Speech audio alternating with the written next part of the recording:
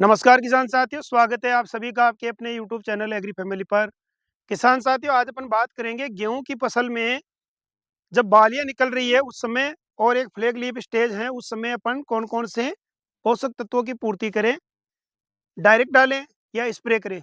इसके बारे में तमाम जानकारी देंगे, जिससे कि जो हमारी फसल की बालियां हैं वो अच्छी बने। जैसे कई किसान भाइयों के बालियां निकल चुकी है, उनको कोई स्प्रे नहीं करना है। इस अवस्था में अगर बालियां आ गई है तो आपको कोई स्प्रे नहीं करना है और ना ही कोई खाद आपको डायरेक्ट डाल के पानी लगाना है। कुछ भी नहीं करना है आपको, है ना? इस बात का विशेष ध्यान रखना है। स्पेशली अपन बात करेंगे इस अवस्था की, यानी जिन किसान भाइयों ने लेट सोविंग की है, जिन्होंने पहले बुआई कर दी, तो उनके तो बालियाँ निकल चुकी है, तो उनको तो कुछ करना नहीं है, बस एक पानी-पानी लगाना है समय-समय पर, जिससे कि फसल में पानी की कमी ना रहे और आपकी फसल अच्छी होगी। इस अवस्था की अपन बात करें तो सबसे पहले अपन बात करेंगे ये वाली जो पत्ती ऊपर की होती है, लास्ट इलाज ऊपर वाली, इसे बोलते हैं अपन फ्लैग लीफ स्टेज, यानी झंडा पत्ता अवस्था। तो झंडा पत्ती अवस्था है, तो ये जो पत्ता है इसको स्वस्थ रहना बहुत जरूरी है, यानी कि जिस फसल में, जिस पौधे में यह पत्ती स्वस्थ रहेगी, हरी भरी रहेगी, तो आपकी पैदावार अच्छी होगी। तो इसके लिए अपन को पोषक तत्वों की पूर्ति करनी पड़ेगी, और वो पोषक तत्व कौन कौन से हैं उनके बारे में अपन चर्चा करेंगे। उससे पहले मैं आपको बताना चाहता हूँ कि ये जो पत्ती है, यही पत्ती ऊपर की होती है जो बाद में लास्ट तक जब बाली पकती है, दाना पकता है, तब तक यह पत्ती पौधे को पोषण प्रदान करती है, यानी कि यह प्रकाश संश्लेषण करती है और भोजन बना करके पौधे तक पहुंचाती है और पौधे की ग्रोथ होती है, बालियों में दाना अच्छा बनता है और पैदावार अच्छी देखने को मिलती है। तो जब यह अवस्था है, तो इसमें आप देखिए, आप ये भी गोब में है बाली, ये बाली ऐसे निकलेगी, ये 5 से 7 दिन बाद में ये बाली बाहर आ जाएगी, ऐसी कंडीशन है। तो इस कंडीशन में तो आप पोषक तत्वों का स्प्रे भी कर सकते हो, खेत में डायरेक्ट डाल करके पानी भी लगा सकते हो। तो इस अवस्था में किसान भाइयों की अगर फसल है तो तीसरा पानी किसान भाई अब लगाएंगे। तो तीसरा पानी लगाएंगे तो उससे पहले अपन को पोटास की, फास्फोरस की और बोरोन की पूर्ति करना है। इनकी पूर्ति अपन फर्टिलाइजर के माध्यम से पूरे खेत में बुरकाव करके फिर पानी लगा कर सकते हैं। प्रति एकड़ की अपन बात करें इसमें डोज की, तो एक बैग 50 किलो का आता है ट्रिपल सुपर फॉस्फेट टीएसपी, जिसमें 46% फास्फोरस आती है, वो अपन को लेना है। साथ में ऐड करना है अपन को 10 से 20 किलोग्राम म्यूरेट ऑफ पोटास।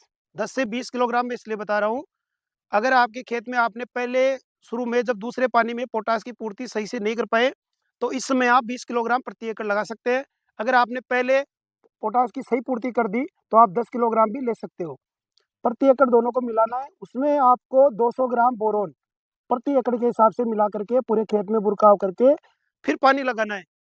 उससे क्या होगा, जो पूरा पोषक तत्व है सारे गुड़ करके पौधे की जड़ों तक जाएंगे और पूर्ति होगी और फसल अच्छी देखने को मिलेगी।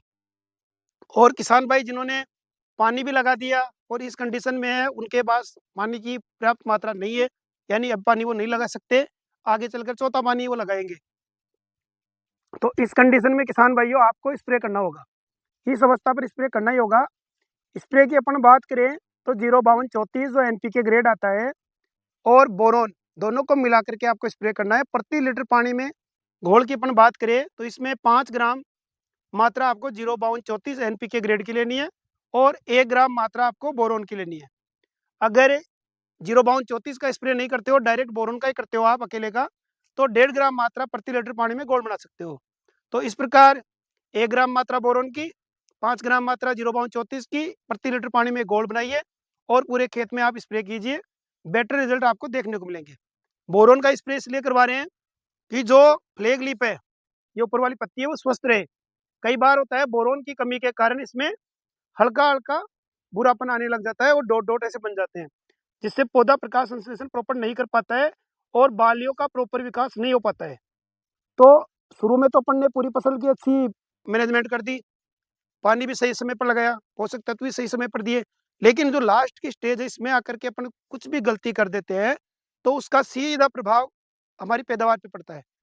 तो किसान भाइयों में इस बात का ध्यान रखना है और इन पोषक तत्वों का सही कॉम्बिनेशन बना करके स्प्रे भी करना है और डालना चाहो तो वो भी मैंने आपको बता दिया है।